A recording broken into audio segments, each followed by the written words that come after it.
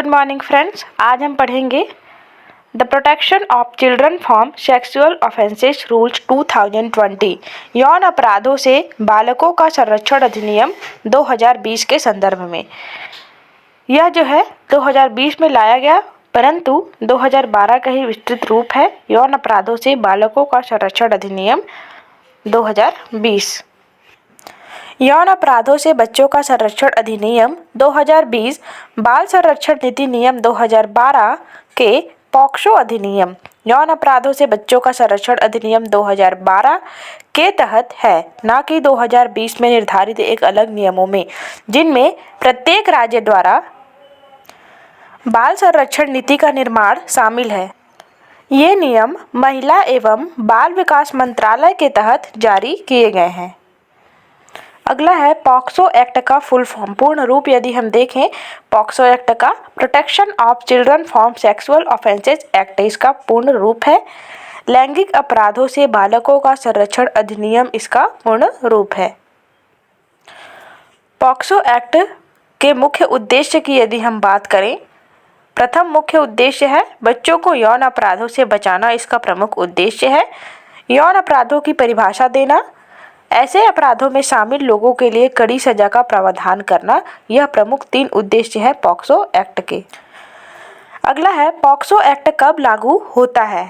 18 वर्ष से कम उम्र के नाबालिग बच्चों के शरीर में किसी भी अंग में लिंग या कोई भी अन्य वस्तु डालना या किसी प्रकार से गलत बर्ताव करना यौन शोषण कहलाता है। यदि कोई व्यक्ति किसी नाबालिग बच्चे या यौन शोषण करता है तो उस व्यक्ति पर पॉक्सो एक्ट के तहत मुकदमा दर्ज कर कार्यवाही की जाती है। तो यह जो है पॉक्सो एक्ट लागू करने के लिए किए गए प्रावधान है। पॉक्सो नियम के मुख्य पहलू, पहला है बाल संरक्षण नीति। मुख्य पहलुओं की चर्चा करने हैं। बाल संरक्षण नीति के अंतर्गत राज्य सरकार को बाल दुर्व्यवहार के प्रति शून्य सहनशीलता के सिद्धांत पर आधारित बाल संरक्षण नीति बनानी होगी। अनुपालन, बच्चों के साथ काम करने वाली सभी संस्थाओं, संगठनों और एजेंसियों को इन बाल संरक्षण नीतियों का पालन करना होगा।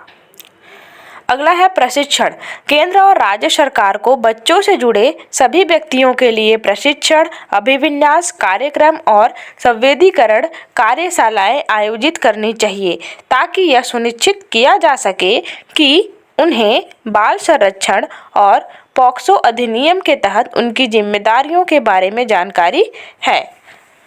अगला है पृष्ठभूमि की जांच करना, स्कूलों, आश्रय स्थलों और खेल अकादमियों जैसे बच्चों से संबंधित संस्थानों में कार्यरत सभी स्टाफ सदस्यों, शिक्षक या गैर शिक्षक, नियमित या संविदाकर्मी को समय समय पर पुलिस सत्यापन और पृष्ठभूमि जांच से गुजरना पड़ता है। यह जो है पॉक्सो एक्ट के तहत किए जाने वाले कार्य हैं। अगला है चिकित्सा की रिपोर्ट। पंजीकृत चिकित्सा को 24 घंटे के भीतर बच्चों की स्थिति पर रिपोर्ट विशेष किशोर पुलिस इकाई या स्थानीय पुलिस को प्रस्तुत करनी होती है।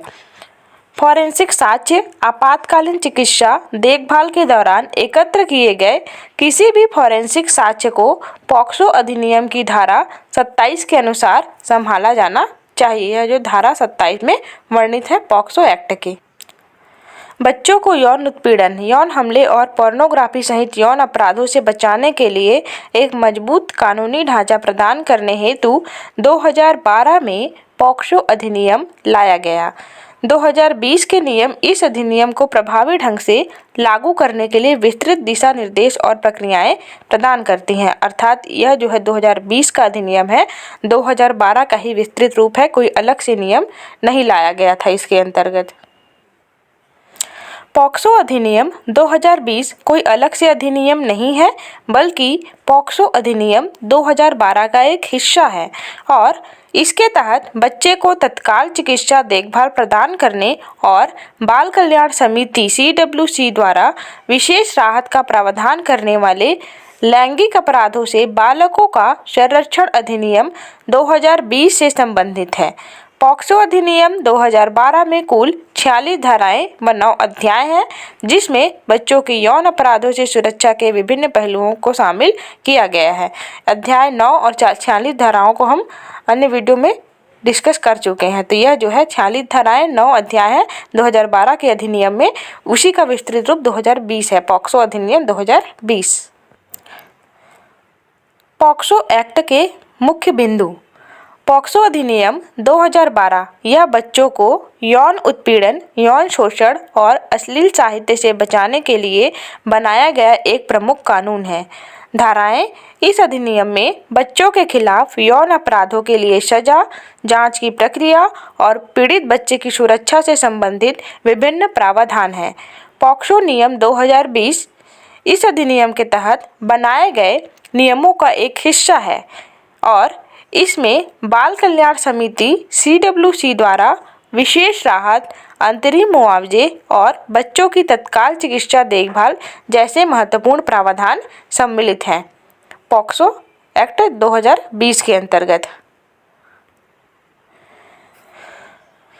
पॉक्सो एक्ट के अंतर्गत महत्वपूर्ण धाराओं की चर्चा हम पहले के वीडियो में कर चुके हैं, फिर भी यहाँ महत्वपूर्ण धाराओं एवं नियमों को देख लेते हैं। धारा 6 में सम्मिलित है यौन हमला करने वालों के लिए कम से कम 10 साल की जेल जो आजीवन कारावास तक हो सकती है और जुर्माना का प्रावधान है। धारा 6 के अंतर्गत। धारा 14 में सम्मिलित है अश्लील उद्देश्यों के लिए बच्चों को इस्तेमाल करते हुए यौन उत्पीड़न के गंभीर मामलों में कठोर सजा का प्रावधान, दंड का प्रावधान रखा गया है। इसके अंतर्गत जुर्माना राशि साथ ही आजीवन कारावास की सजा जो है दी जाती है। धारा 21 का एक है अपराध की रिपोर्ट दर्ज करने के लिए सजा का प्रावधान है, दर्ज ना करने पर सजा का प्रावधान है। यह जो है धारा 21 पे है। अपराध की रिपोर्ट यदि दर्ज नहीं की जाती है तो इस संदर्भ में भी सजा का प्रावधान रखा गया है जो कि धारा 21 में सम्मिलित है। धारा 33 का 8 विशेष न्यायालय के पास पीड़ित बच्चे को मुआवजा देने का अधिकार है। इसके अंतर्गत विशेष न्यायालय के पास जो पीड़ित बच्चे हैं उनको अलग से मुआवजे भी प्रदान किए जाते हैं जो कि धारा 33 में सम्मिलित है। पॉक्सो नियम 2020 का नियम 6 यदि देखें, बच्चे को तत्काल चिकित्सा देखभाल प्रदान करने का प्रावधान इसके अंतर्गत किया गया है। पॉक्सो नियम 2020 का नियम 8 बाल कल्याण समिति द्वारा विशेष राहत का प्रावधान इसके अंतर्गत किया गया है। पॉक्सो नियम 2020 का नियम 9 FIR दर्ज होने के बाद बच्चे की राहत या पुनर्वास की जरूरतों को पूरा करने के लिए अंतरिम मुआवजे का प्रावधान किया गया है धारा 9 में। अगला है इस संदर्भ में शिकायत कहाँ करें। पॉक्सो अधिनियम के तहत शिकायत किसी भी पुलिस थाने में दर्ज की जा सकती है और इसे व्यक्तिगत रूप से या हेल्पलाइन नंबर पर कॉल करके किया जा सकता है। शिकायत में घटना की तारीख, समय और स्थान का विवरण देना होता है। साथ ही अपराधी की पहचान भी बतानी होगी। पुलिस FIR दर्ज करेगी और बच्चे की मेडिकल जांच करवाएगी। इसके बाद मामला एक नामित अदालत में जाएगा। तो यह जो है शिकायत करने की प्रक्रिया है। शिकायत कब दर्ज करें। जैसे ही आपको पता चले किसी बच्चे के साथ यौन शोषण हुआ, उस संदर्भ में उसी समय शिकायत दर्ज कराया जा सकता है। जितनी जल्दी हो सके शिकायत दर्ज कराना महत्वपूर्ण है क्योंकि न्याय पाने की प्रक्रिया को गति देता है। तो इस प्रकार से शिकायत कब दर्ज करें इस संदर्भ में जानकारी हमने देखी। अगला है शिकायत कैसे दर्ज करें। पहला ऑप्शन है या तो पुलिस से सीधे संपर्क करके शिकायत दर्ज कराया जा सकता है या फिर पुलिस के हेल्पलाइन नंबर पर भी कॉल करके बताया जा सकता है, शिकायत दर्ज कराया जा सकता है। या फिर व्यक्तिगत रूप से शिकायत, पुलिस थाने जाकर व्यक्तिगत रूप से शिकायत दर्ज करा सकते हैं। ऑनलाइन शिकायत दर्ज कराने का भी विकल्प है या फिर पॉक्सो ई-बॉक्स पोर्टल राष्ट्रीय बाल अधिकार संरक्षण आयोग NCPCR की वेबसाइट पर जाकर भी ऑनलाइन शिकायत दर्ज कराई जा सकती है। पॉक्सो केस के तहत पुलिस की क्या जिम्मेदारियां हैं। पहला, शिकायत का पंजीकरण करना।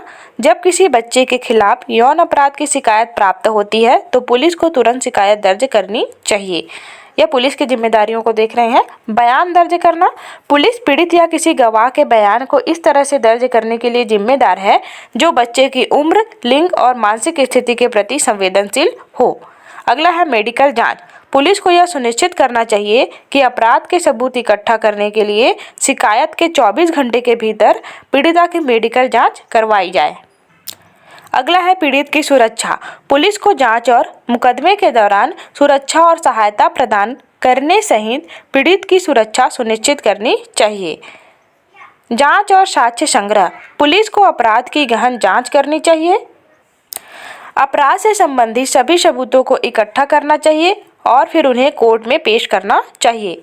एक है फास्ट ट्रैक ट्रायल। पुलिस यह सुनिश्चित करना चाहिए कि पॉक्सो अधिनियम के प्रावधान के अनुसार अभियुक्तों का मुकदमा समयबद्ध तरीके से चलाया जाए और उसे तेजी से लाया जाए। पॉक्सो एक्ट में सजा और जमानत। पॉक्सो एक्ट यह एक बहुत ही गंभीर अपराध माना जाता है जिसमें दोषी व्यक्ति को कड़ी से कड़ी सजा दी जाने का प्रावधान होता है। जो कि व्यक्ति इस अपराध को करने का दोषी पाया जाता है, इस अधिनियम में अपराध की गंभीरता के आधार पर न्यूनतम 3 वर्ष से लेकर आजीवन कारावास तक की सजा का प्रावधान है। पॉक्सो एक्ट के तहत बच्चे का बयान दर्ज करना। अधिनियम की धारा 24 इस दिशा निर्देश का पालन करना अनिवार्य करती है। स्थान बयान बच्चे के घर या ऐसी जगह जहां पर बच्चा सहज महसूस करता हो या उनकी पसंद की किसी भी जगह पर दर्ज किया जाना चाहिए ताकि वह फ्री रहे और अपनी बातों को स्पष्ट से बता सके। प्रभारी अधिकारी। एक महिला पुलिस अधिकारी जो उप निरीक्षक के पद से नीचे ना हो को जब भी संभव हो बयान दर्ज कराना चाहिए। अधिकारी की उपस्थिति। बच्चे को डराने या धमकाने से बचने के लिए पुलिस अधिकारी को बयान दर्ज करते समय वर्दी नहीं पहननी चाहिए। अगला है अभियुक्ति से संपर्क से बचना। जांच अधिकारी को सुनिश्चित करना चाहिए कि प्रक्रिया के दौरान बच्चा कभी भी अभियुक्त से संपर्क में न आए। अगला है रात्रि हिरासत। किसी भी परिस्थिति में किसी बच्चे को रात भर पुलिस स्टेशन में नहीं रखना चाहिए। पहचान की सुरक्षा। बच्चे की पहचान को निजी रखा जाना चाहिए और जनता और मीडिया से सुरक्षित रखा जाना चाहिए जब तक कि वह विशेष अदालत बच्चे के सर्वोत्तम हित में अन्यथा निर्णय न ले। अगला है धारा 25 के तहत मजिस्ट्रेट द्वारा बयान दर्ज करना। धारा 164 के तहत रिकॉर्डिंग। जब किसी बच्चे का बयान दंड प्रक्रिया संहिता की धारा 164 के तहत दर्ज किया जाता है तो मजिस्ट्रेट को वही रिकॉर्ड करना चाहिए जो बच्चा कहता है। यह सुनिश्चित करता है कि बच्चे की आवाज़ स्पष्ट रूप से बिना किसी पूर्वाग्रह के सुनाई दे। अभियुक्त के वकील की अनुपस्थिति। इस प्रक्रिया के दौरान अभियुक्त के वकील की उपस्थिति की अनुमति नहीं है, भले ही आमतौर पर धारा 164 की उपधारा 1 के पहले प्रावधान के तहत होगा। अगला है दस्तावेज के प्रति। पुलिस द्वारा दंड प्रक्रिया संहिता की धारा 173 के तहत अंतिम रिपोर्ट दाखिल करने के बाद मजिस्ट्रेट को बच्चे और उनके माता पिता या प्रतिनिधियों को दस्तावेज की एक प्रति प्रदान करनी होगी। अगला है धारा 27 के तहत बच्चे की चिकित्सीय जांच मेडिकल परीक्षण आयोजित करना। आपराधिक प्रक्रिया संहिता 1973 की धारा 164(a) के अनुसार एक मेडिकल परीक्षण आयोजित किया जाना चाहिए, भले ही कोई FIR या शिकायत दर्ज ना की गई हो। दूसरा, महिला डॉक्टर द्वारा जांच। यदि पीड़िता कोई लड़की है या फीमेल है तो महिला डॉक्टर द्वारा जांच कराई जानी चाहिए। किसी विश्वसनीय व्यक्ति की उपस्थिति। चिकित्सीय जांच बच्चे की माता पिता या किसी ऐसे व्यक्ति की उपस्थिति में होना चाहिए जिस पर बच्चा भरोसा करता हो। अगला है नामांकित महिला की उपस्थिति। यदि माता पिता या विश्वसनीय व्यक्ति उपस्थित ना हो तो चिकित्सीय संस्थान में प्रमुख द्वारा नामित महिला की उपस्थिति में चिकित्सा परीक्षण किया जाना चाहिए। तो यह जो है चिकित्सीय जांच हेतु धारा 27 में वर्णित किया गया है। पॉक्सो एक्ट का महत्व। बच्चों को सुरक्षा प्रदान करना, उन्हें कानूनी सहारा प्रदान करना, उसके लिए सख्त सजा का प्रावधान करना, गोपनीयता बनाए रखना, विशेष न्यायालय का प्रावधान, मानसिक स्थिति का ध्यान रखना, अंतर्राष्ट्रीय मानकों का पालन करना। यह जो है पॉक्सो एक्ट के द्वारा किए गए महत्वपूर्ण कार्य है या उनके महत्व हैं। इस वीडियो में हमने जो है पॉक्सो एक्ट 2020 के संदर्भ में जाना, जो कि 2012 के अनुपालन में ही लाया गया था। इसमें कोई अलग से नियम निर्धारित नहीं किए गए हैं। बालकों के संरक्षण अधिनियम 2012 के अंतर्गत जितने प्रावधान हैं वो इसमें सम्मिलित हैं। इस संदर्भ में PDF यदि आपको प्राप्त करना हो, डिस्क्रिप्शन में टेलीग्राम लिंक अवेलेबल है, वहाँ से आप PDF प्राप्त कर सकते हैं। Thank you all of you.